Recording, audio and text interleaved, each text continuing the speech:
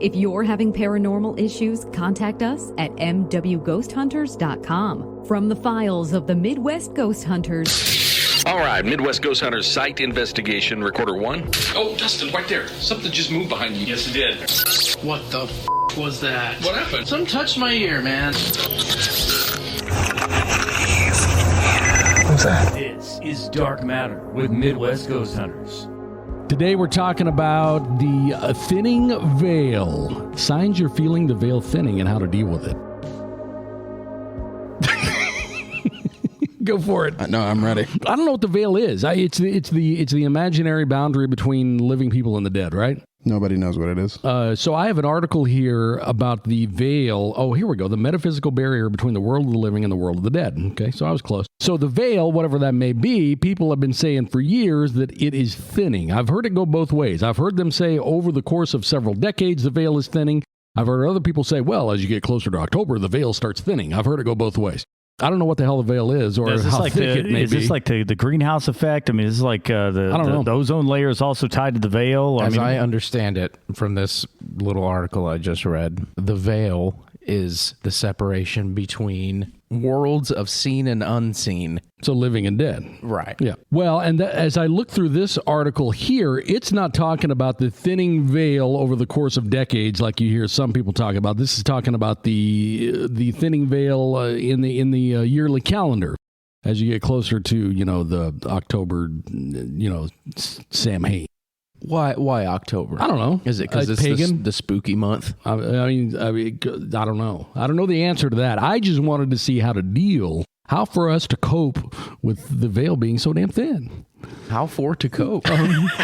So that's what I pulled up here. Now, Dustin found some stuff too, but my article here says one way for you to cope with the veil being as thin as it is, because we're all used to a nice thick veil. Yeah, that's how I keep my veils. But this veil is way too thin. So what you need to do is you need to light a candle, perhaps on an altar. It's a beacon for spirits, and it creates a spiritual space. I don't think it's wise to try to summon or try to do anything. I don't think that's wise. I'm glad you said that.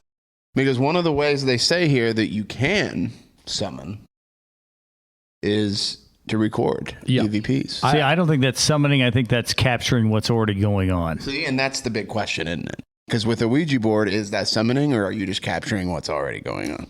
That's kind of what my article goes into, is talking about. And the number one that I jumped right to light a candle, but number one here, it's connect with the other side. If you want to embrace the thinning of the veil, communicate with spirits around you. And that's kind of what we do whenever we do an investigation. And the third way to deal with the veil not being the required amount of thickness you might like is spend time in a graveyard.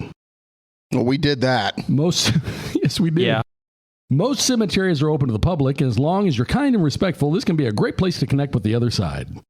Oh man, our veil is nanometers thick at this point. It can also be a great place to get yourself lubed and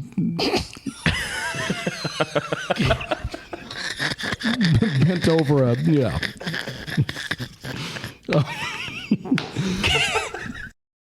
mean, that's kind of what we got into out there, I mean, hell, I didn't know what was going to happen next out there. So we've spent time in a graveyard.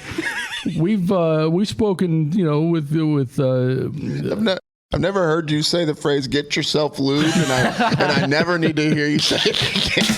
Well, I'm just saying, I didn't know what was going to happen next out there at that graveyard, but we've been to one recently.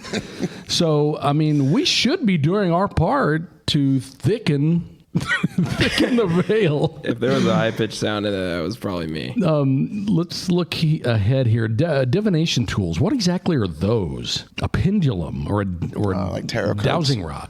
See, I actually agree with Edwin Becker whenever he talks about, if you think you've got paranormal activity in your house, do everything you can to just ignore it. If you got doors that are opening, don't lock them. Don't do anything to provoke it. Right. But if your goddamn cabinets are flying open and Well, that's a little different situation. But I'm talking about don't try to communicate. Don't try to. And that is a big question that people ask whenever they want us to come investigate. And we say, well, we're booked up until 4 weeks, and they're like, what should I do in the next 4 weeks? Should I try to ask it something? Should I ignore? I always say you shouldn't try to engage if possible. Now, why do I say that? Hell, I don't know. Because that's the first engage. Yeah, I was gonna say that's what we do when we get there. But we also don't live there. That's what we've always said too. Right, but I still think that's wise because I'm not living in that house. Come back in here and look at the whole Ouija board thing. Even Dustin, who absolutely is the most passionate hater of the Ouija boards, he does not feel confident enough to do it inside his own house. It's not me. Him. But I'm just being respectful of people who. But still, there are forces there that have enough influence over you to where you're not doing that. I'll go out there in that field right now, and you got a board on you. But I'm saying that's what I'm talking about. I always carry a board. I got a pocket Ouija. I don't think that's wise to try to. I get it. To that's try fine. to gather something in your own house. Now, when we go in, if we don't ask questions, if we don't record, then what the hell are we going to do? How are we ever going to document anything's there if we don't do that? Yeah, right. Well, and that's one of the reasons why whenever we do an investigation, that's why now when we do investigations, we try not to do, I say try not because there have been some exceptions, we try not to do anything confrontational. Like we did in Willard? Now, I know in the house we did in Republic, Tyler did some, what's the word I'm looking for? Confrontational is not the right word. Disrespectful. No. Damn. Not even disrespectful, but it's more aggressive. There you go. That's another word for riling up. Yeah, the word is escaping me at the moment, but we used to do that quite a bit. But then inflammatory. We got to thinking about it, and it's like, do we really want to go in there? We don't know that riles something up. Are we poking the ghost beehive? Are we poking it then leaving? Was what we were, one of the things we kind of kicked around. It's like, is that really the fair thing for us to do? Is to go in there and shake the jar of wasp and then to just say, all right, good luck and leave. Yeah, when things get bad. Yeah. See ya. So we don't really do a lot of that anymore. Now, there have been times where it's been appropriate where we have thrown a little bit of that in. Remember when the people at Willard asked us what they should do? And we were talking like, if I was being honest right now, sell it. Well, I called them realtor, man. I called them the very next day because we talked a long time. It's like, what the hell are we going to tell them? I told them I'd call them, Sunday. What are we going to tell them? They didn't want to hear necessarily what we caught. They just wanted us to give them advice on what they should do from that point forward. Move. And that's what we said. Yep. We said, really, the best advice. I said, whenever I called and talked to her, I said, if it were me and I lived there, I wouldn't anymore. That's easy for me to say. I'm writing checks out of someone else's, checkbook. But if it were me, I wouldn't go back. And that's what we had to tell them. That's the only time we've ever. That's the only time, yeah. So I just don't think it's wise for anyone to go in and poke the bear, to try to summon the ghost, to try to do any of that stuff. When we go in and do this, we're trying to prove that you do not, or that we cannot find any activity, or that what in an ideal situation, most of the time when we go in, we can say, you've got an EMF problem. You've got animals that are creating the scratching in the walls. That's kind of stuff. Because I've always said that, like, once we catch something, once we get evidence of something that's not there, in my opinion, our job's done. Like, I would be perfectly fine. We get one EVP, something clearly said something to where was it when it said get out? Didn't that happen once? We've been told that several times. A couple times. Yeah. And at this point, I'm like, okay, Taco Bell time. Here's the thing, we've done our job. We've been to the same house 4, 5, 6, 7 different times. And I would never just walk into some random person's house that has contacted us wanting us to document stuff and start poking the proverbial ghost beehive.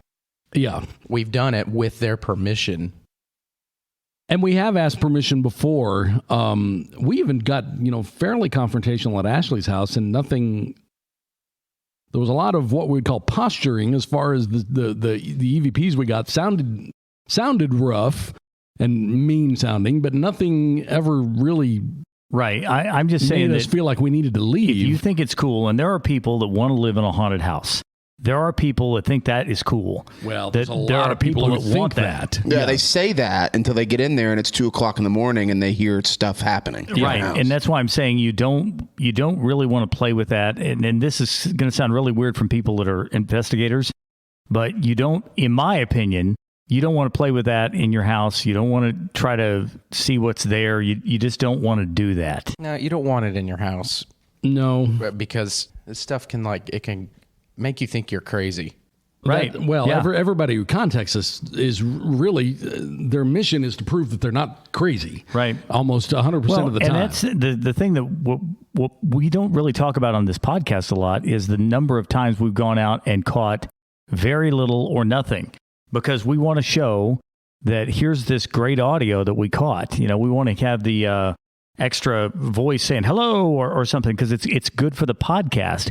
But there's a lot of times that we find that it's not a ghost at all. It's, in fact, explainable. It's EMF. It's being reflections. There's other things that it can be. We drove all the way to Reed Spring. Remember, we went out. Remember that road? It was like Cookie Dough Lane or something. Remember, it had a name like that. We were out in the middle of nowhere to this house, because it had all these claims. The number one claim was that paper cross that kept getting turned, and we debunked that right away. And I believe that was the same house where we found that the kids, they had expanded the house, and the kids' bedroom was what was once a garage, and there was like what is the one I'm looking for? The fuse panel or the breaker box was in right there, and we did catch really high EMF, from that.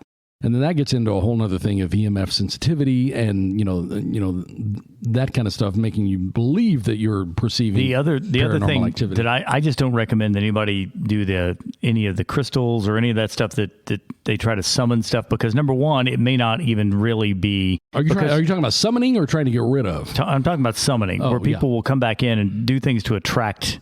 I'm talking about people doing things to attract ghosts. People always ask us whenever they set up an investigation, what can I do between now and then? Because we usually can't come that weekend. And the advice I always give them is just advice I give. And I don't exactly know why I give it, but the advice I give them is to not engage. And the other thing I've said in the past, I haven't said in a long time, is it's okay to say out loud to ask something to leave. Right. That sounds like engaging, but I've said both those things to the same person in the past before, and I really don't have any rhyme or reason why I've said that. That just comes back to if you ever see read an article or watch a TV show with someone who below their name it says paranormal expert, you can forget it, because there's no such thing. We're all the advice we give is based off experiences that we've had in our investigation. Ask where they got their degree or their education. So the article you were talking about, it said Ouija boards is number one. Oh, for summoning, and then recording. I don't think recording summons. I think recording just captures what's there. But they put recording on there. They put divination tools like. Although I will say that we've even discovered this here at the castle. We do see more paranormal activity when we play back. And that's something EVPs. You're never going to read in an article. You're never going to read an article that's like, well, if you want to kick up paranormal activity, play EVPs from another place. It's never going to say that. But that's something we've found. Right. Yes. Now that does seem to kick up activity here at the cat, especially if it's aggressive. Because remember, whenever it was Nick, the ghost that says, "Hey, I'm Nick. This is my place." Remember how bad that hacked off all these things here? Yeah. We played several EVPs from other investigations. Even last week when we were talking about Ouija boards, it seemed like there was a lot. It didn't like that. I don't know if it didn't like that or if we were just, it was a warning. Maybe. I don't know. Could be. I mean, could be them saying, "Get out." I've got my article pulled up here. You got yours on the thickness of the veil. So number one, Ouija boards. Number two, recording things. What's number three? Mirrors. Oh yeah, mirrors. And see, mine doesn't mention mirrors, but I know for a long time we've even done investigations for people. The place me and Tyler went that time where the ham skin formed the number 7. No, it didn't really. What I have heard she covered her mirrors. What I have heard of before is that goes all the way back to Greek and Roman stuff. They believe that mirrors were a way to capture spirits. That gets back into the Ouija board thing. What makes that mirror was made with the same, it was painted, sanded, or whatever, the same way as every other mirror. Yeah, it does make sense. Also, it says that if you want to really see something with a mirror, you got to do it in low light. So you can matrix things with your mind. Exactly. Yes. Yeah. That's something we've dealt with quite a bit. The next one is set out movable objects to tantalize. We've done that. We've done that with cards. Right. But enough. again, I would put that under the category of testing, not summoning. And I want to be sure I want to clarify what I said. When I say we've done that with cards, I'm not saying we took tarot cards or we even took cards. Like a literal deck of cards. There was a deck of cards just happened to be laying there at a house where we did an investigation. We laid some out, and one of them got turned really quickly. But I think that's no different than the cat toys that Melissa's used and everything else. I don't think that's summoning. I think that's just testing, but continue on. I mean, this is a freaking wiki article. Yeah. Okay, just to be clear here. We're really just kind of spitballing here. We're just talking. Okay? Yeah. Well, are there sources? Because it is interesting to read this, what people think. Because I'm always amazed at what the paranormal community thinks. Because it's never in line with what I think. Well, I know. That's what I was going to say is I don't like, it's going to come out wrong for me to say it, but I don't like looking at things that the paranormal community's gathered around. I don't like those things. I think those things tend to be, number one, if you've ever looked at any social media group that's a paranormal group, it is going to be full of nonsense. There was one thing that popped up. It's like 99, and this is, I'm paraphrasing, but this is essentially exactly, I can find it and send it to you. 99% of paranormal experts say if you wake up at 3 a.m., it's because something is staring at you. 99%. Because I wake up at 3 a.m. Maybe it's doing me a favor because it knows I have to go pee. Well, but don't you think that some of that though is just the kind of inside the wheelhouse of that? Well, it's kind of a groupthink thing. It's kind of like if you come in and you look at a thing that's all motorcycle riders or Facebook. It is that. That's what it is. That's why I hate those classic things. Car guys. That's why I hate those things, those groups, because you're going to see pictures posted. It's all matrixing. And when we say matrixing, we're talking about, the person who used to send us pictures all the time. Yes. There would be, look, it looks like a demon dog walking on my kitchen counter. It's like, well, I see like the shadow of a blender. Is that what, I mean, well, but in that situation, I think that a lot of those things start off with legitimate paranormal activity. In that case, it did. But then it just kind of spirals down. Edwin Becker, whenever he had his book, and he was the guy that had the wasn't his like the very first videotaped. I don't really know if it was compelling. I mean, it was like supposedly like an exorcism or something like that was done. And that may not be right. He moved into a house in Illinois, and you can look his name up and read his story. It's Edwin Becker, and he's got books. There was an episode of Paranormal Witness about his place. Right. But he has kind of a level-headed approach to paranormal. He will tell you to not engage, not poke it. He'll also tell you not to do the things that we do, which maybe he's right about that. I don't know. But I think the less that you can play around with it, if you're having paranormal activity at your house, I think the last thing you want to do is try to do things to ramp it up or try to do things to engage it. It's just my view. So I've got an article here that talks about how to sensitize yourself to the thinning of the veil. How to make yourself more sensitive to it? Yeah. And why does it go into why it thinks the veil is thinning? It says the closer we get to Samhain, aka that's what this Halloween, one says. The thinner the veil between the worlds become, and there's no explanation. This one has a little bit, before you get into yours, as far as the explanation goes, this one has a little bit of an attempt at an explanation. Northern Europe, Greek mythology, it talks about Persephone and a whole bunch of different things. They attempt to make some sense of, why it's that time of year, but it doesn't make any sense to me. So supposedly there is a historical reason why they didn't just pick it because, it's almost Halloween and everybody's putting out skeletons and shit. Supposedly there is historical significance to that time of year, but it doesn't make sense just reading it. So number one, stay conscious as you drift off to sleep. How the hell did sleeping, that doesn't make sense. Try this. That's not what sleeping is. It's like continue living when you're dying. Yeah. It's that easy. Throughout October, get into bed with the intention to stay conscious as much as you can during the process of drifting to sleep. They might be talking about like lucid dreaming. That's what it is. They do not understand my purpose of getting into bed. When you get the hang of this, you will find that you can direct your dreaming mind and enter into the liminal dreaming world with intention and purpose. This can come in handy if you, for example, have been landlocked and want to visit the seaside. Or if you'd like to get some advice from a spirit guide. Number two. Two very similar things, really. What if you dream your feet are Tupperware? And I'm bleeding like a sheep. I mean, isn't that more what a dream? I've never had a dream where I'm casually walking along a peaceful beach. You don't know how to lucid dream then. I mean, your fingers are snakes and shit.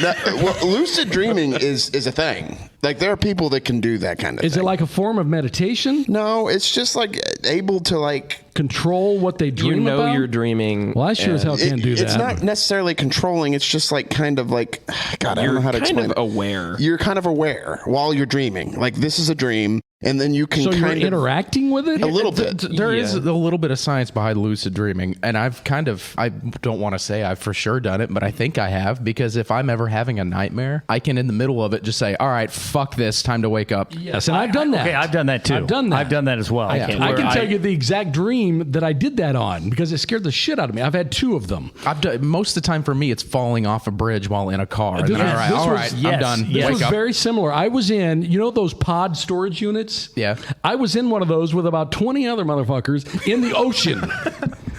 And you could feel it. You can't see out. There's no windows, but you could feel the movement. Yeah, that's terrifying. And people are like sliding to one side and then the other. And we all felt at one point it go up real high.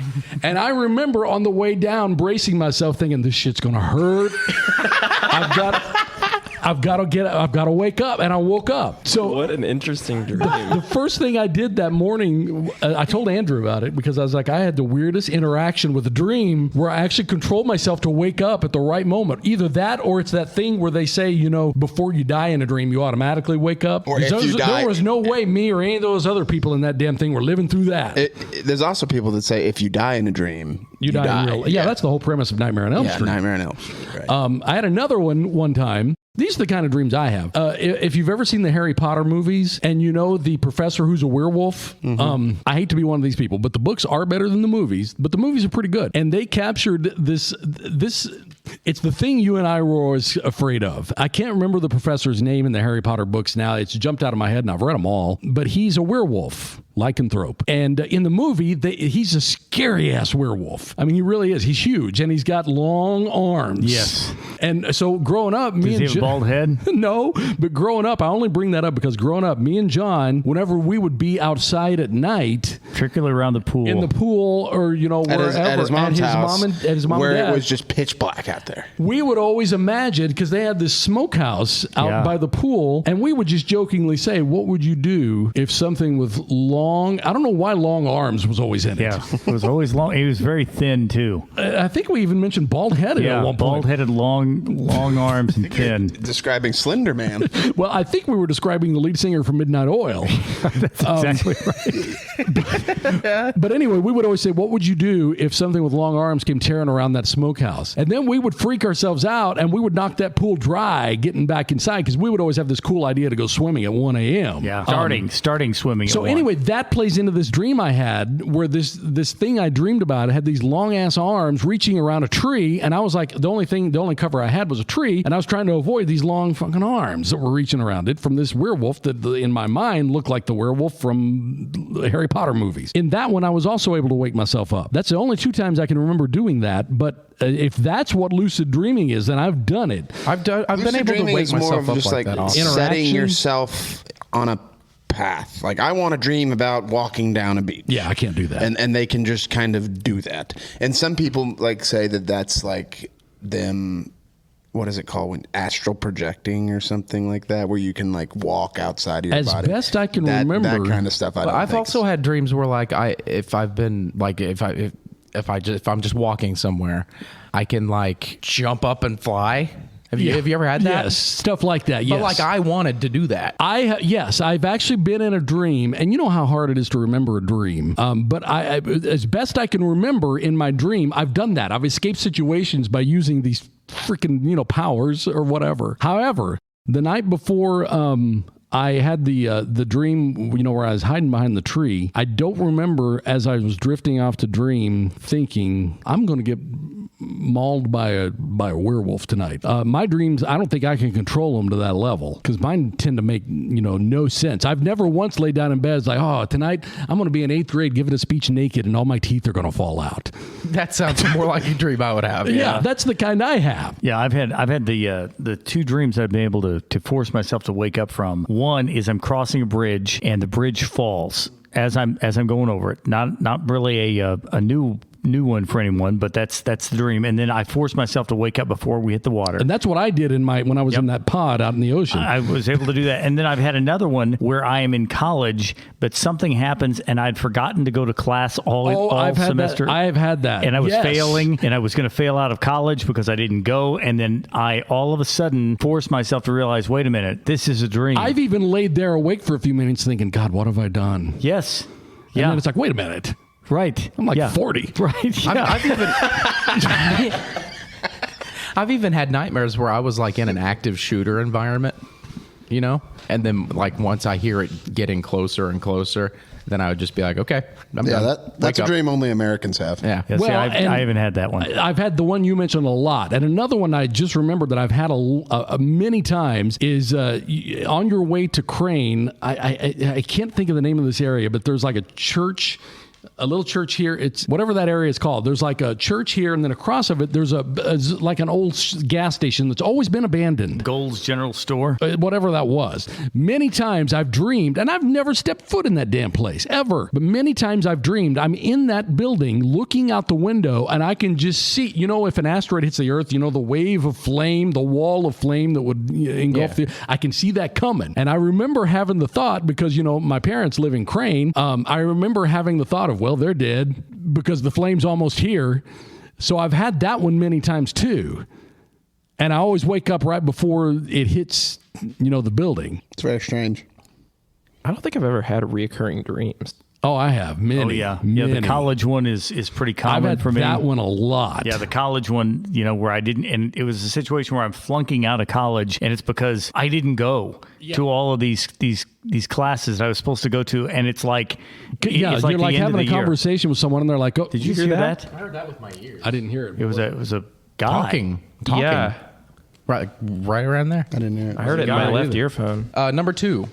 You did? Everybody heard it, but being you, I guess. I didn't hear it. Number 2, go outside at sunrise or sunset. What are we talking about here? How to thin the veil. Oh, No, thin how the to veil. sensitize yourself to the thinning of the veil. Yeah. Okay. Go outside at sunrise or sunset. Number 3, look at photos of ancestors. That one's That one popped up here too. I didn't understand what the hell that meant. Here's a fun one.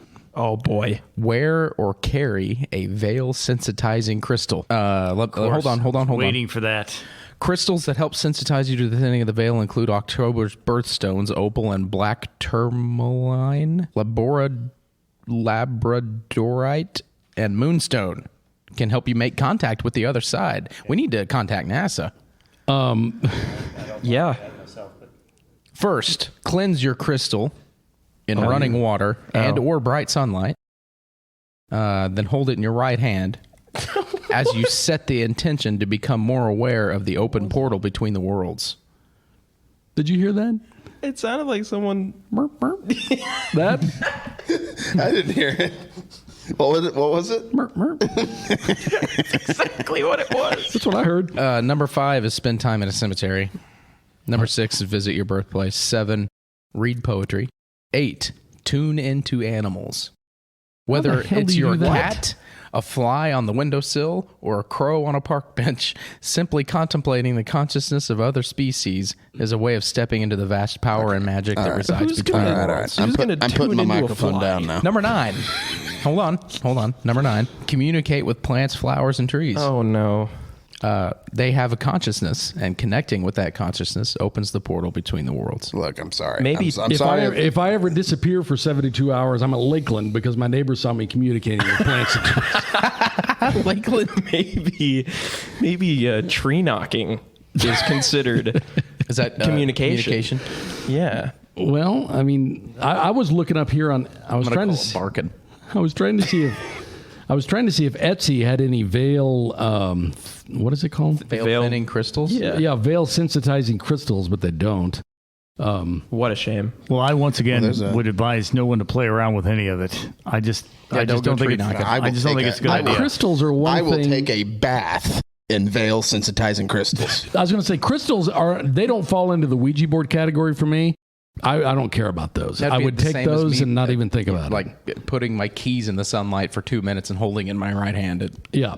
I'm sorry if anybody believes in this. And I know a lot of really people do. They had an entire festival in Republic based on it. And that's, I just can't. I just don't think wearing an opal necklace is gonna is really. Well, if it does, why? I mean, I feel like what's in it? Because Just because, because. I mean, that gets back to that whole thing of, you can't ask why with this kind of stuff. There's no answer. Like the article I was reading, it said sprinkle salt, and it did not explain why. Well, it's like what we've talked about before. Is a ghost able to leave the cemetery or not? Does it, if we're all running out of the cemetery being chased by a ghost, does it stop at the edge and shake its fist? Darn you! I would have gotten away with it. I mean, yeah. If it wasn't for that pile of salt. And if you're a ghost, and you can go. If you're a ghost, the thing I've never understood is, if you're a ghost, why isn't the most haunted place in the world a beach? Wouldn't you want to just go down there? I'm sure if I was a janitor in a hospital for 60 fucking years, I'm not going there in the afterlife. Can you imagine like I a group? put my time in. Imagine like a group of 2 or 3 ghosts like chasing somebody, right? And the guy's terrified. He's running. He's looking behind him, and then all 3 ghosts stop at the same time. Whoa! Look, but on the job thing, I think it's for people like my dad. Well, I think a lot of that stuff tends to fall into that's where you start getting into the breakouts of residual versus, intelligent. Is there actually a janitor there trying to clean because he did it, he loved it so much? Or is this residual type energy? Oh, I'm sure he loved it. Dude, if I die and I wake up and I'm at work, I know, and you're stuck there. I'm going to be a demon. You're going to be in you're going to be stuck in a ghost loop at the ghost. What if that's what it is? What if that's what it is? What if the evil ghosts are just so freaking bored? They've been at work for 500 years. They're just sick of it. They're just sick of it. I mean, that maybe. I mean, there's a monk. Yeah, there's a monk that's been spotted for hundreds of years. I mean, that dude's got to be tired of monking. I got to be honest with you. If I die and I'm conscious of it and I'm in like whatever it is that ghosts go to, purgatory or whatever it is you believe, and I see one of you guys, I'm messing with it. Yeah. Do it. Yeah. I'm messing with it. Absolutely do it. 100%. I mean, a lot of times, that's the whole idea of a poltergeist. I mean, really, a noisy ghost. It's a ghost that likes fucking. Like a prankster. Yeah. Yeah, throw like a little spoon at my kneecap or something. I'll just go. You'll wake up one day and all your dishes will be stacked. And I'll just be sitting there pointing and laughing at you. And your bookshelf will be rearranged. You got to make sure it's 3 a.m. though. Yeah, that's when the veil's super thin. Back to the thinning of the veil thing. And we're kind of making fun of it. I know, and I say this all the time. I really am. Like we're not making fun of people. We're making fun of like the ideas. Like I just find them humorous. And there are a lot of people out there who are into the crystals. A lot of people who are into the crystals and that kind of stuff. And I mean that's fine. See, I just can't throw out all of that stuff though. I can't throw every single bit of that stuff out because there's been no real research done into that. Because let's say that a certain type of stone, like let's go back to limestone. Let's say that limestone, there's something about it because it does conduct energy. I'm not saying it does, but let's say that it does, and because of that, it allows some of this energy to be stored, and then XYZ type of conditions cause that residual energy to be released. I mean, there could be a scientific reason behind some of that makes that valid. Well, there is. No way to measure That's what I've said forever. Like back when people first started doing magic tricks, people thought it was magic until you find out how it works. Right. Like all unexplained things, in my opinion, is just science we don't know yet, including this stuff. There's logical explanations for all this. I'll stand by that. And I don't think like a quartz you can buy at Silver Dollar City is going to cause anything to happen to you. I just don't. And some people do. And that's fine if you do. Well, a lot of people do. And for whatever reason, we did in the beginning. We didn't believe it, but we just kind of felt like that was one of the things we needed to, because that was one of the, even when we would do investigations, I remember us talking about, this, I believe there's even one on our webpage where we talk about, it sits over a very large bed of limestone. We even did that. We talked about that for Willard. We've talked about that for forever. Kinda. But we don't know. But yeah, we do. And running water, that tends to, if you ever watch Ghost Hunters, we still just weeks ago we're talking about that could be something that contributes to that. Well, even when we said that, I remember thinking to myself, well, We're in Missouri. It's all limestone. Yeah. We are on a giant bed of limestone. And there's running water all under us. I mean, it's a cave state. There's tons of, but those three things, quartz, limestone, and running water, are the three things that we just kind of took and just kind of stuck into our hip pocket. And whenever we would go do investigations, and I guess we still do, I don't remember, is one of those things. I know for a fact there's one investigation we did years ago where in the write-up at the end, we actually talked about, the limestone foundation and running water, and it may have been Willard even. I can't remember. Willard. We've talked about that twice in Willard. But we had no reason to say that. We had no scientific, we had no theory to back it up. We didn't even have any experiences where we've been in situations where, we had a lot of activity happen here. It must be the limestone. It's just like, I mean, it's been part of the, I don't know how to say what I'm trying to say. The discourse. Lore is a good word. It's been part of the lore. Yeah. So we'll include it, not necessarily as a saying this is absolutely what's causing it, but we'll just kind of include it because we don't know. Like, I have no idea. And that kind of falls into the same thing of, whenever people, will ask, hey, in the weeks before you guys come, should I sprinkle sea salt in the corner? It's like, yeah, I mean, sure. Clean it up I after. guess. I mean, there's nothing scientifically that says, how much salt or It kind of goes corner. back to what Kimmons was saying on the last podcast, I think, and it's not ever going to be studied. No, that's the problem. Is it's never going to be. There is no reputable. And the more years that go by, more of the sea salt type stuff gets thrown in. There's never going to be a reputable scientist that tries to do trials and observations about limestone conducting ghosts. You don't have to be a reputable scientist to conduct a scientific experiment, but you have to know what tools to use to measure and what to measure. You don't have to be a reputable scientist to conduct the experiment, but you have to be a reputable scientist for people to believe it. Right. I don't even know how you would how would you even conduct begin that to experiment. go about I mean, it? No idea. There's no way. I mean, what do you do? Put a big block of limestone in the room and then have a control room with no limestone in it, or with a big block of cement?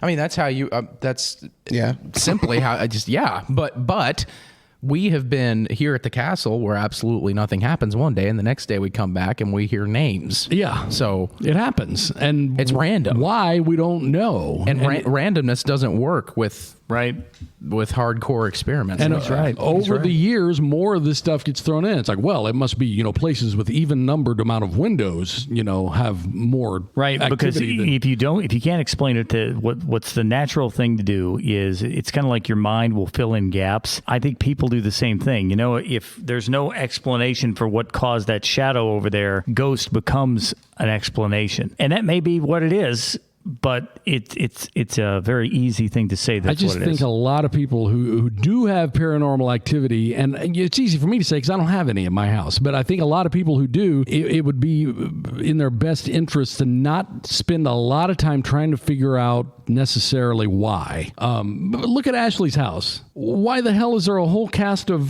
characters there? There's no reason. But people do that. It's a natural thing to do. If you have paranormal activity in the house, you're gonna come back in and say, okay. Well, I've done it myself. Is there somebody's ashes that are here in the house? Yeah. Are there, was there a traumatic event that occurred on this piece of property? If you look at this area, I guarantee you that most buildings, most land, most something, there's some sort of a bad event that's tied to that at some point. Somebody's died. Yes. Well, and I've done that myself. Whenever we did that, whenever we used to do an investigation after it, I used to spend a lot of time looking through, seeing, what could be the cause of that. It started with Willard. But even when we did Ashley's house, I found myself looking. I was like, well, there was a car accident about, a quarter of a mile away. It's like, well, hell, there's a car accident a quarter of a mile away from everything. Well, like here in Southwest Missouri, we've got a really famous battlefield. Wilson's Creek Battlefield happens to be not far away from this. My family years and years and years and years ago came in and swooped up a farm that set directly off of the Wilson's Creek Battlefield. You know why they bought it? Because they could get it dirt cheap because nobody else wanted to be that close to that battlefield. And my ancestors' deal was people been dying since time begun. Yeah. This is just, there's no difference here. And it was his chance to pick up this farm for very little money. And he did. It's a natural thing to do whenever you have activity that, you have to live with, is to try to figure out why. But as far as the why goes, I can't think of a single time we found causation 100%. Unless we get that EVP where the ghost will sit down and talk logically through things with us. But it never happens like even that. Edwin it's always Becker, creepy whispers. Go back, Edwin Becker will tell you that the fact that it tells you something may not even necessarily be true. That's true. But we did one time at an investigation we did in Springfield, we did get a voice that said a first and last name, and we matched that last name with a family that once lived at that house. I could pull that up if we wanted to. Yeah, I kind of want you to. What's the likelihood that we could ever get out into one of those historic battlefields? Oh, I've tried to get it in Wilson's Creek so many times. It's government land. It's like getting into the state building downtown. It's like impossible. Now, there are a bunch of paranormal stories that go with Wilson's Creek. There's a ton, yeah. Yeah, I've heard quite a few. And if you do believe that trauma and death and a lot of that stuff cause it, that would be an area that would have it. But you're going to get right back into the same problem that we had at the cemetery, minus the hillbillies out there at Wilson's Creek. Even if you could get in, you're still going to have a problem with, it could be cattle, it could be bugs, it could be you name it, if you're investigating outdoors. So I found what I was talking about here. It was a house we did a long time ago here in Springfield. I remember the last name was Morrissey, and there was, now we did never find any proof that a kid died, but there was a family named Morrissey, and we caught this EVP that sounds like it says, I remember this. Let me find it. I remember this. It sounds like it says Sarah Morrissey. Let me just play it, and then this is way off course of what we were talking about, but it kind of plays into it a little bit. Let me go ahead and just play this real quick. Can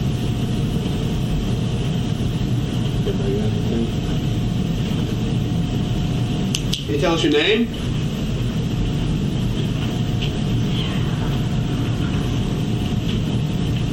It sounds like Sarah Morrissey. It sure does. Can you play it again? Yeah, let me pull it up again here. This is what I mean by always a creepy, stereotypical whisper, like spooky. Okay, let's play it again here.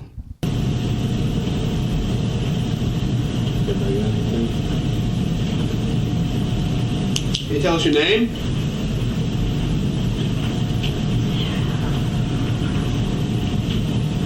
How long have you been here? That's what it sounds like. Sarah something. But this is before we even had any girls on the. Oh, there weren't. It was the four. It was me and you and Tyler and John. That was it. Yeah. We were the only ones there. Pretty creepy. It is, and I wonder if this is the one. I don't want to get off on a. I think that was me. Hunter said something. Oh, okay. I was saying it is very cookie cutter. You have male whisper, female whisper, gremlin random sounds, and then that's your three main groups. I'm glad you said that, because this is one that came off of John's video camera, and this is the weirdest damn thing. This voice is unlike any that we've ever caught before. I know we've gotten way off on a side, but I do want to play. Now that I'm looking at these, I'm like, oh shit, I have to play this one because I haven't heard it in so long. But I do want to just listen to this thing.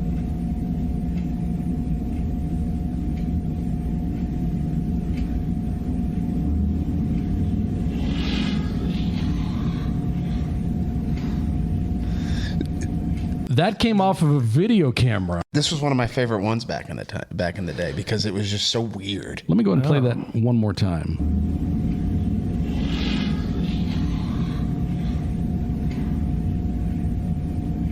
Anyway, so yes, you have the male whisper, the female whisper. Sounds kind of like Predator. The gremlin, and then whatever the fuck this is. It does sound kind of like a Predator. But anyway, that was from the same house where we caught the voice that said Sarah or whatever it said. It almost sounds like it was something coming from behind some kind of veil. I think the veil was really thin that night. Yeah, it must have been. When was that? What month was it? I don't know. It was hot. I know that. July. Should have been a nice thick veil. Well, July's not too far from October. Maybe that's when it starts, slimming down. Does it slowly thicken after October, or is it instant when you hit November? It's instant. November 1st, it's back. Instant full thickness. I think you've got veil girth around around November, 2nd or 3rd and then it for slowly sure. melts as you get closer, day by day. So anyway, I don't know how we got off on that, but we started out talking about, the veil. Then we started Those are my favorite. We started talking about me being in a pod out on the ocean. The EVPs that we get that are like weird, like almost like electronic weird, like just weird stuff. I like those the best. That one was that was bizarre. That's bizarre because it was captured on a video camera, and we first thought, is that just the sound of the motorcycle or whatever? But then you can hear on the recorder that was sitting next to it that there's separate sounds. So I don't know. That was an odd one. That was a house we did here in Springfield, Missouri, a long time ago, and I don't really even know the point of us digging into that, but we went down a bit of a rabbit hole there in our attempt to discuss the thinning of the veil and veil sensitizing crystals. But anyway, so I'm dry. We'll be back again next week with more Dark Matter. Midwest Ghost Hunters from Pythian Castle in Springfield, Missouri.